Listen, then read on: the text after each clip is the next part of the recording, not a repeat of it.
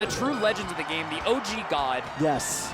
But here we are in a new age with potentially new gods, including CLG SFAT. CLG SFAT, yeah, taking down again, you know, if you're just tuning in for top 8, he had a really rough set with Ice.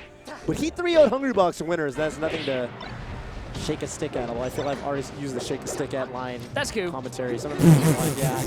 I see what you did there. I see what you did there. I did not do that on purpose. You did not.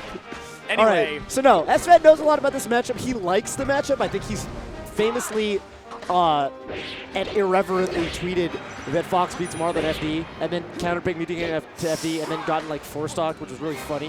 Wow, Mew2King is SD'd probably this is 10 times this tournament. I've seen Mew2King SD more this tournament than like lifetime. Yes. Besides if he's depressed and just runs off. But yeah, this is SD2King. Yeah, this is definitely SD2King. Back row forward smash, you got to DI that one out. Yeah, so anyway, you know. SFAT catches a lucky break there. We take those in NorCal. Wow, he's trying to do the Marth killer. He held it for really long. Would have loved to have seen that commitment to just roll to grab the ledge, because I think that would have taken the stock. But as it stands, MVG back on the stage.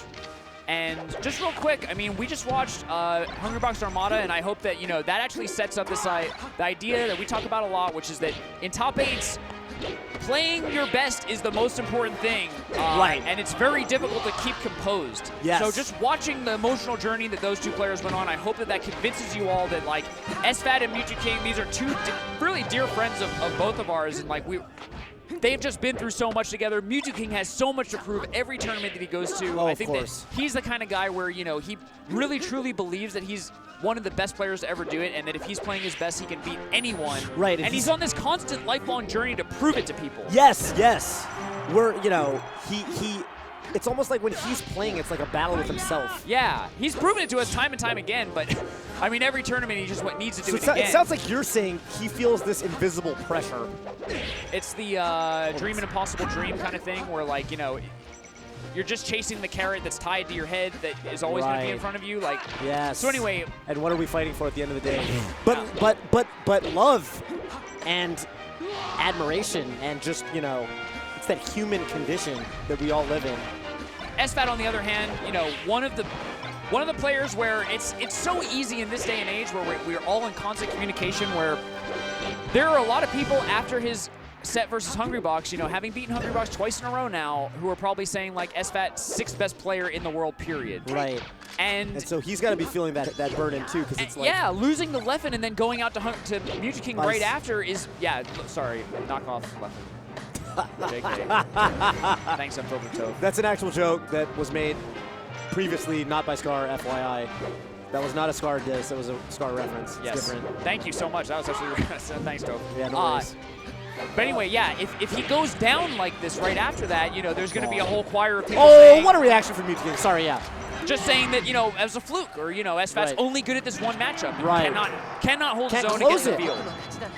And that's been the story of SFAT too. I mean, we've seen him with very recent big wins over people that he's never been able to beat before. I mean, he beat Mew2King at Genesis, someone he's never beaten for years and years and years. He's recently taken, I think, not one but 2 tournament sets, 2 or 3 tournament sets over Mango. Really, really big deal, of course. Yeah. But he hasn't closed out any big tournaments. He's gotten second, but he hasn't gotten first. So anyway, here we are. Ooh, undershooting that drill. Whether or not that was on purpose or not, a bait, I'm not sure. But if not, questionable tactic. Yeah. Oh, Mew2King looking for the grab. He gets light shield. Yeah, he like input the grab too fast, I think. That always sucks because if you do that, you know, you usually press Z and then let go of it, right? So then your light shield kind of just goes up and down. Right. That's a lot of frames of really useless stuff. Yes. Yeah, it can often lead to like a punish just, you know, from your opponent. Not great. SFAT missing a wave dash, and now it's Mew2King's turn. Oh, wow. Just a collective from the crowd. That was a reaction. Whew. That was a reaction. I'm sorry. Holy cannoli. That is more difficult to do than it looks. A lot of things. Yeah. Whew. All right, well. Grabbed him right out of the air. Out of the illusion. Yeah. He grabbed Fox's illusion. That's nuts. It's not my trick, Michael. Oh, baits out the spot, does nothing. Was he convinced that SFAT was going to roll? He did turn his character around. Yeah. SFAT actually just grabbed him and threw him away, like, get out of here. Who do you think you are, SFAT? Yeah. That upbeat down was sick. he going off the top? No, again, really one good. more, and he's... Yeah, I think one more for sure. That was strange. Yeah, wave dash back. He, I guess, predicts a higher angle. The windmill does make it hard to cover everything there. All right, he got that one hit. I mean, that's kind of making these things worth it. Yep. Wow, he's actually adding on a lot of damage here at 212%. Wow. Jeez, that hurts if you're Mew2King. SFAT looking like Armada, refusing to die. Right. Okay. Short, a little too short. Yeah, a little too short. It's hard to get the exact right length of short you want. It's like a one-frame window for all the tight ones. Oh, I think he wanted to fall a little slower to the ledge there to sort of let Mew2King uppy and then grab the ledge after him, but no dice. Not a big deal, he's fine. Great pressure by SFAT. Yeah, what's he got here? Should be a fair bit of damage. Oh, but Mew2King. Not sure what I think about that forward smash. I think he thought the up tilt was going to send SFAT further than it did to the right. Yeah, but, you know, up tilt's one of those beautiful moves where it has enough recovery and enough... Wow. Mew2King looking like Mew2King. Yeah. It has enough recovery and enough hit stun that you really can react. It's a very easy confirm. Sure. Fair enough, yeah. I agree. That said, the forward smash hitboxes are really, really weird. Like, it has so many of them, and they're so big that just like that. Yeah, just like that. SFAT up a stock. After that huge lead, you know, he's kind of keeping it, but Mew2King definitely whittling away. Wow, these full jump down airs, I don't feel super great about it. You know, so what do you think? So basically what I'm seeing from SFAT is he's catching Mew2King out of the air and drill brings Mew2King down, but it doesn't feel like he's kind of in a position to not get punished. It's interesting because I've seen a set with SFAT where, so like for example, you know how that SFAT Hungry Box set looked really different from most of the other? Yeah. So I saw an Mew2King SFAT set at EXP, I believe, sometime around a year or two ago, where that was a really big part of SFAT's strategy was the full jump drill, and he used it way more than I've ever seen a Fox, let alone SFAT, use against Mew2King in the past. And it seems like it can work, but also it's kind of easy to whiff punish, right? If you just dash nets around.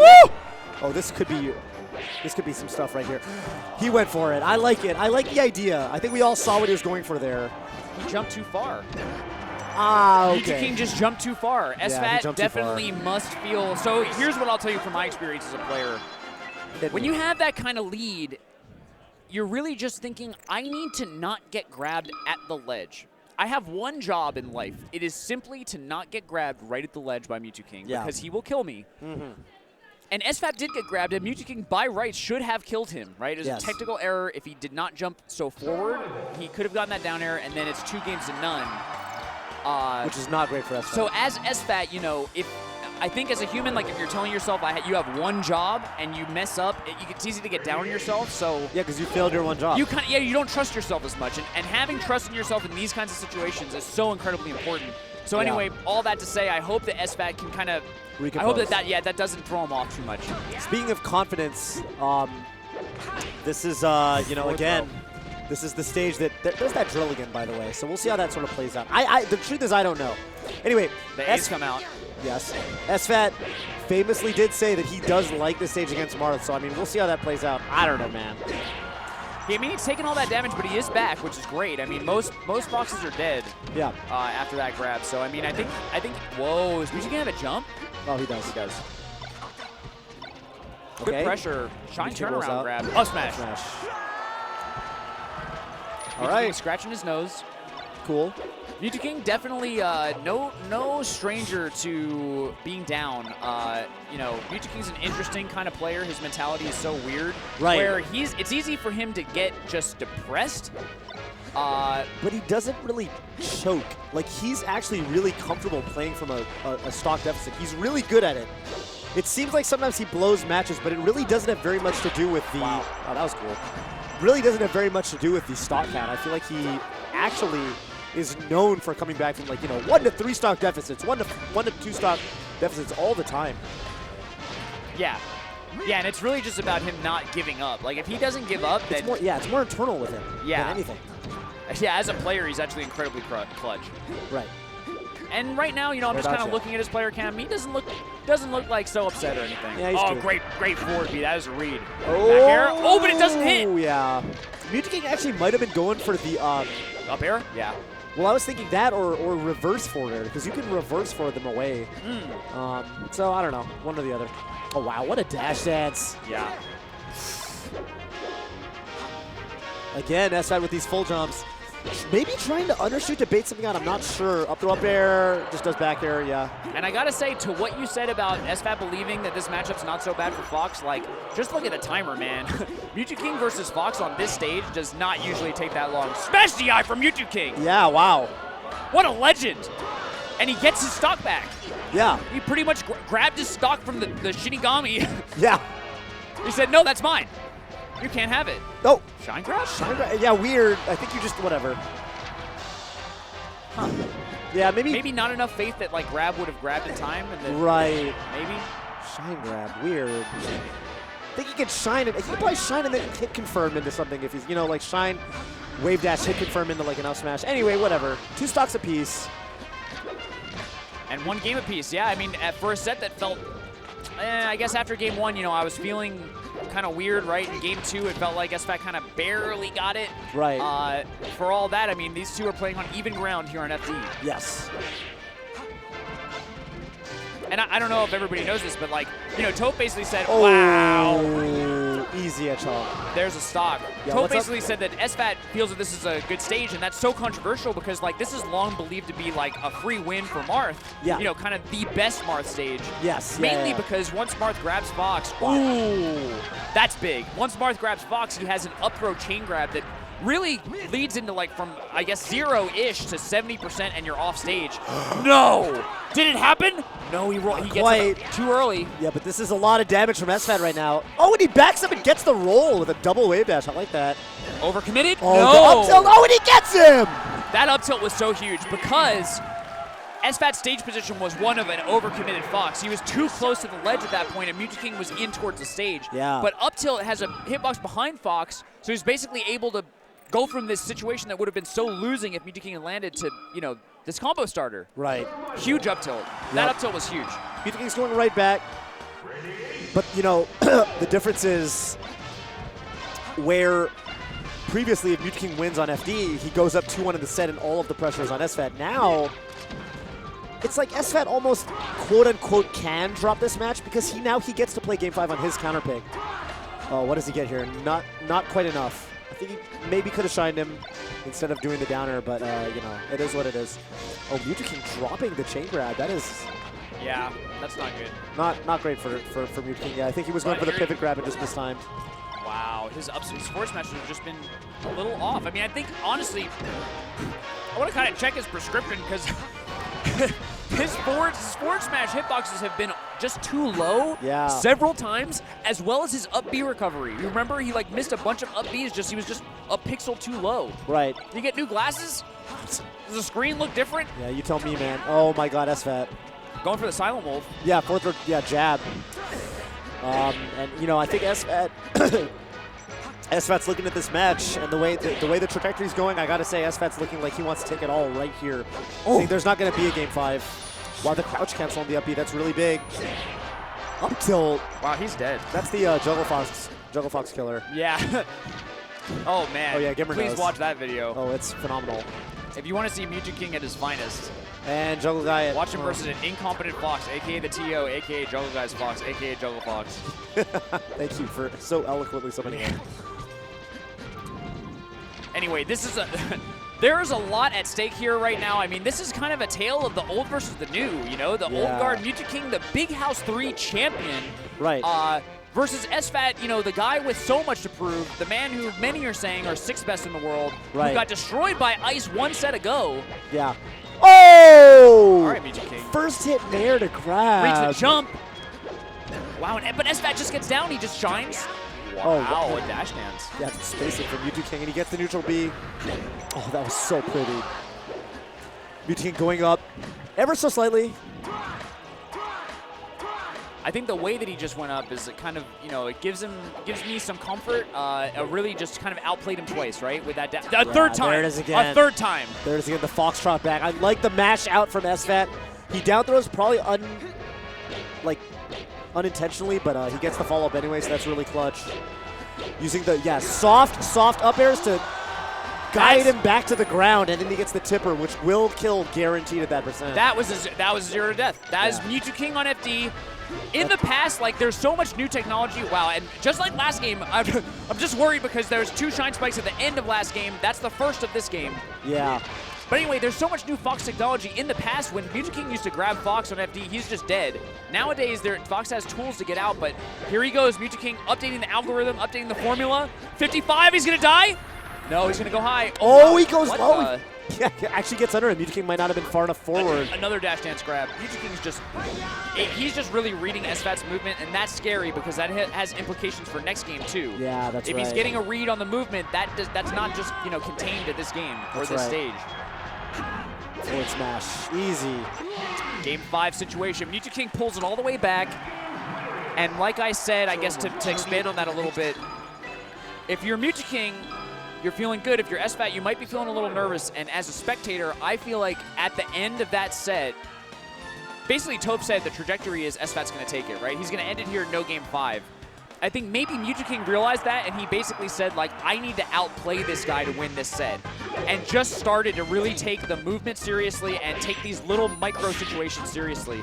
Just again, I mean, Mew2King opened SFAT up by just beating him in the neutral, just out dash dancing him. That's right. And I mean, that's gonna matter so much more than stage. Yeah, and Mew2King looks like he's got a real read on his tech patterns too. Look at all this. Yeah. Every time SFAT techs, Mew2King's all over it. Oh, no up B, but still it worked. Oh, wow. SFAT's chance. That's a blessing from heaven, but he's got to stop with these up smashes, man. Yeah, that's the 3rd time in a row that he got dash dance grabbed off of a run-up smash. Maybe he really thinks he has a read, or maybe he's trying to make a point to Mew2King about, like, hey, I'm going to be stubborn about this, but doesn't seem to be panning out. Good recovery there. Edge canceling the side B, so he's no landing lag, but Mew2King swipes him away with a forward tilt. Oh, wow! And you were talking about the Silent Wolf. You get up and you do something offensive in a traditionally defensive situation. And there's Mew2King doing the exact same thing, climbing up the ledge and then just grabbing him.